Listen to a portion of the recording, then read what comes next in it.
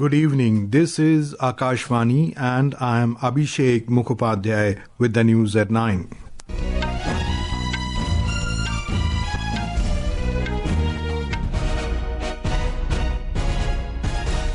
The headlines.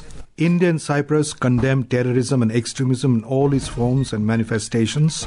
Prime Minister Narendra Modi and Cyprus President agree to deepen cooperation in key sectors, including defense, maritime, security, trade and investment. Prime Minister leaves for Canada to participate in G7 summit and hold bilateral meetings with top leaders. First meeting of high-level committee to investigate Ahmedabad plane crash held in New Delhi. Report to be submitted within 3 months. Iran's President Masoud Pezeshkian announces plan to leave nuclear treaty amid intensifying conflict with Israel. IMD forecasts heavy to extremely heavy rainfall at isolated places over Saurashtra and Kutch tomorrow. Delhi-NCR likely to experience rain and thunderstorms till Friday. And ICC announces full schedule for Women's ODI Cricket World Cup starting 30th September in India and Sri Lanka.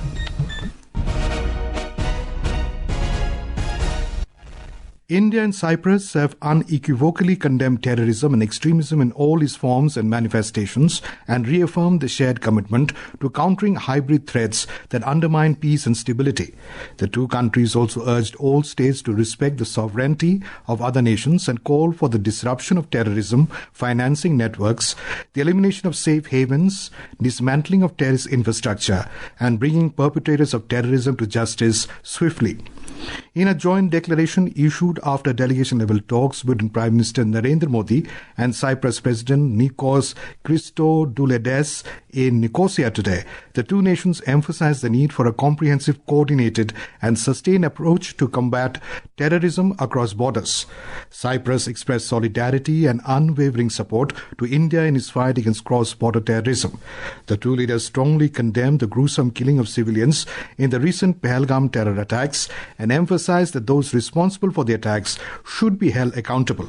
The declaration says that the two leaders agreed to deepen defense and security cooperation, including through collaboration between the respective defense industries with a special focus on cybersecurity and emerging technologies. Both leaders also discussed expanding cooperation to include the maritime domain. Recognizing the growing strategic complementarity between Cyprus and India, the leaders expressed their commitment to expanding economic ties through increased trade, investment and collaboration in science, innovation and research.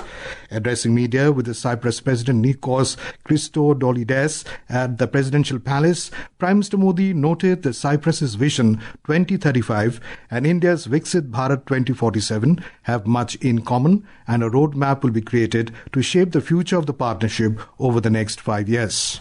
Cyprus के vision 2035 और विकसित भारत 2047 के vision के कई पहलुओं में समानता है। इसलिए हम साथ मिलकर भविष्य को आकार देंगे।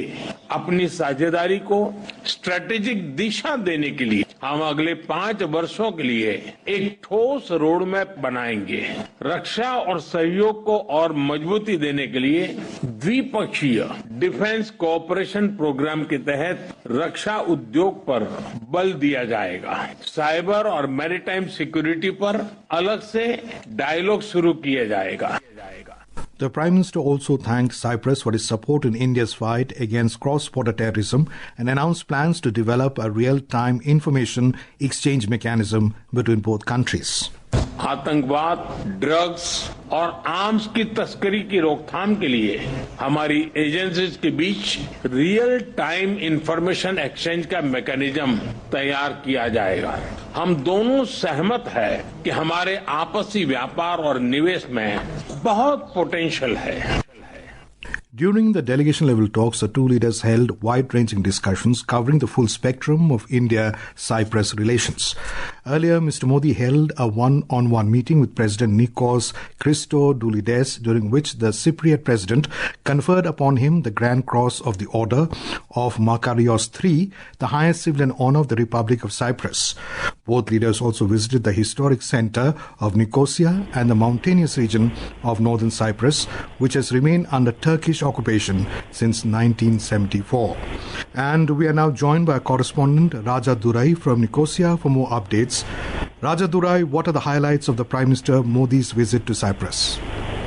Yes, Abhishek, there were several highlights from Prime Minister's historic visit to Cyprus. A key highlight was Prime Minister being conferred the highest civilian honor of Cyprus in recognition of his global leadership and contribution to India-Cyprus relations. On security, both leaders strongly condemned terrorism, with Cyprus denouncing the recent Pahalgam terror attack. They also agreed to establish a real-time intelligence sharing mechanism to tackle terrorism. Both sides also reaffirmed their intent to finalize the India-European Union Free Trade Agreement by end of this year.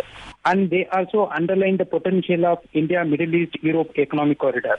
The leaders also agreed to deepen defense and security cooperation, particularly in cybersecurity and emerging technologies. Tourism and connectivity also featured prominently.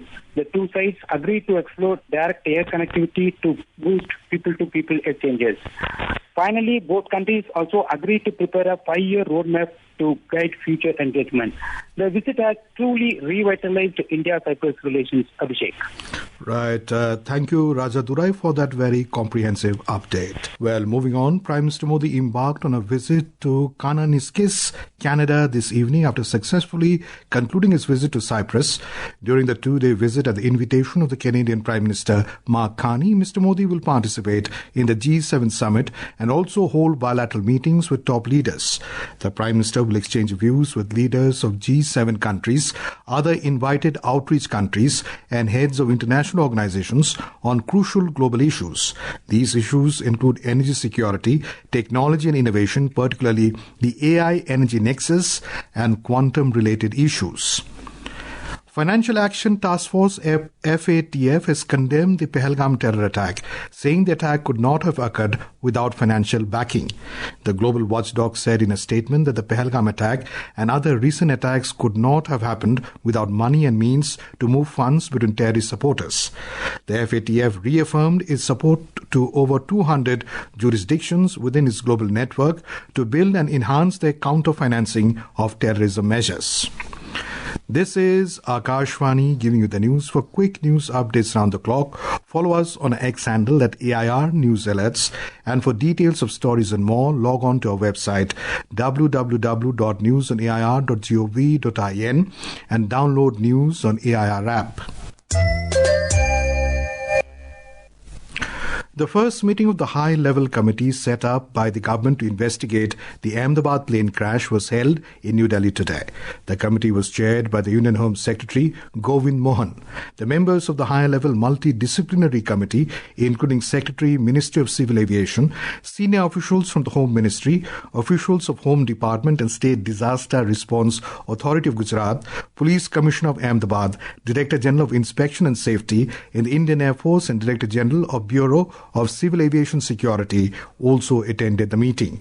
The panel will submit its report within 3 months, which is expected to focus on formulating standard operating procedures for preventing such occurrences in the future.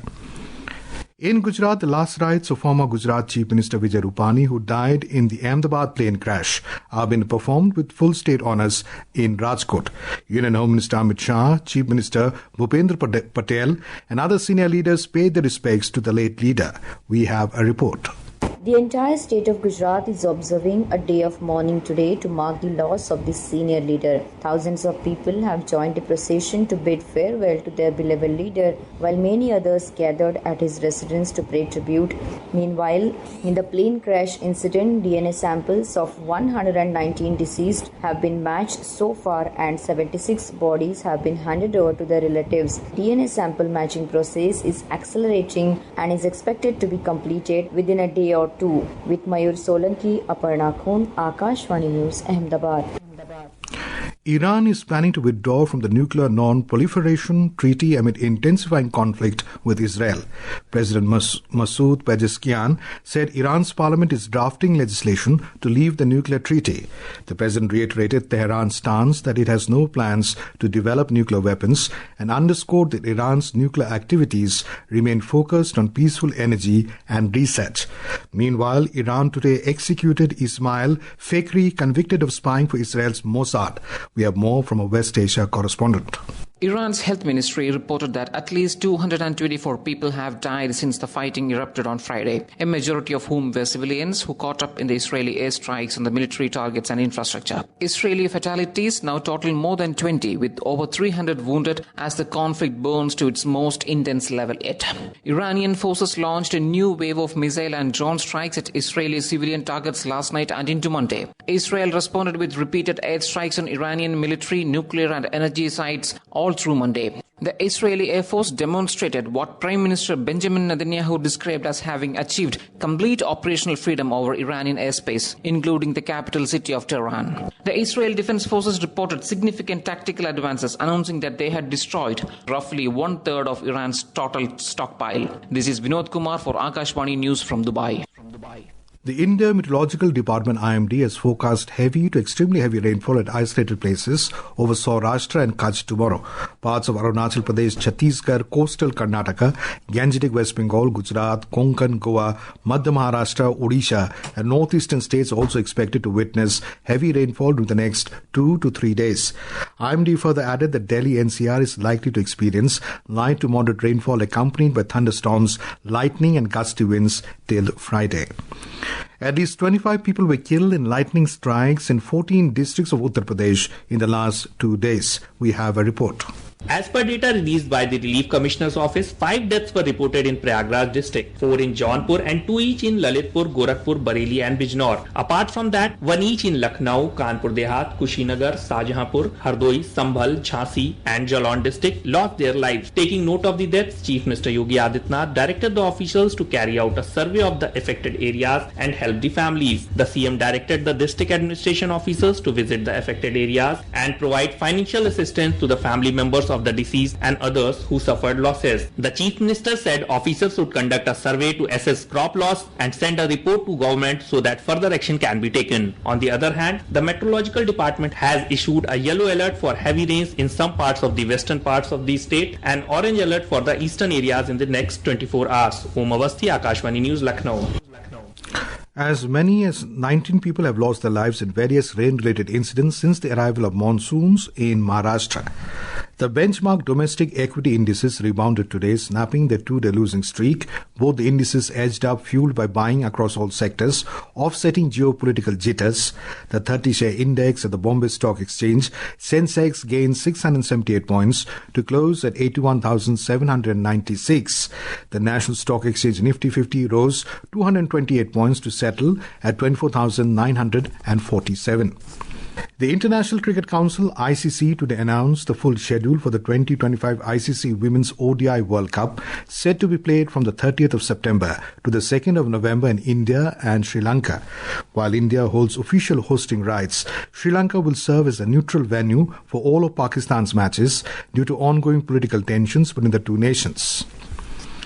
In a bilingual live phone-in program Public Speak at 9:30 p.m. today, we will bring an insightful discussion on cyber scams, how to stay safe online, with Lieutenant Colonel Badal Kaushik, Director Cyber Fraud Mitigation Center, Indian Cybercrime Coordination Center, I4C, and Gulshan Rai, cybersecurity expert. During the program, the listeners will have the opportunity to ask our experts questions on how to safeguard oneself against cyber frauds and online scams. To participate, simply dial the telephone numbers 011-2342-1050 and 011-2331-4444.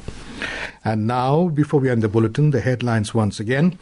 India and Cyprus condemn terrorism and extremism in all its forms and manifestations. Prime Minister Narendra Modi and Cyprus President agree to deepen cooperation in key sectors including defense, maritime security, trade and investment. Prime Minister leaves for Canada to participate in G7 summit and hold bilateral meetings with top leaders. First meeting of high-level committee to investigate Ahmedabad plane crash held in New Delhi. Report to be submitted within 3 months. France. Iran President Masoud Pezeshkian announces plan to leave nuclear treaty amid intensifying conflict with Israel. IMD forecast heavy to extremely heavy rainfall at isolated places over Saurashtra and Kutch tomorrow. Delhi-NCR likely to experience rain and thunderstorms till Friday. And ICC announces full schedule for Women's ODI Cricket World Cup. And that is all in the news at 9. Good night.